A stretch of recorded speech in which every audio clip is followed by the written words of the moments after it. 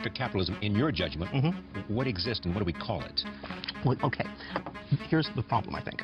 I'm not so worried that capitalism will survive.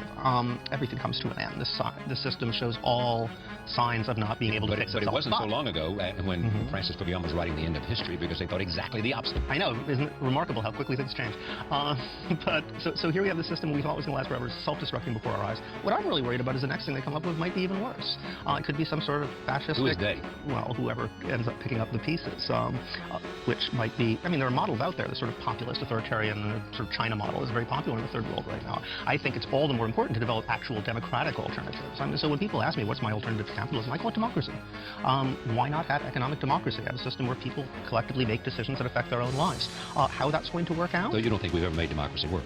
We come close every now and then, but no. As I say, the system was not set up to be a democracy. I think democratic elements emerged.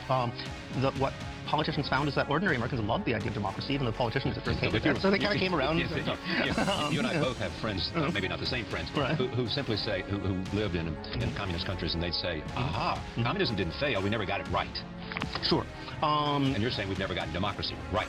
I don't think people were really even trying, to be honest, most of the time. I think there's nothing that terrifies the people running the political system in America more than the danger of democracy breaking out. If you look at the violent reaction they had to a bunch of camps and public parks, which were really hurting anybody, right? The people were shot with plastic bullets, tear gassed, put in the hospital regularly. I mean, we still can't meet in public without being physically assaulted, despite the fact that we have this thing called the First Amendment, which appears to have been repealed now, saying that this is a fundamental democratic right. Why did they react in this panic fashion? I think the only explanation is they're terrified of real democracy breaking out.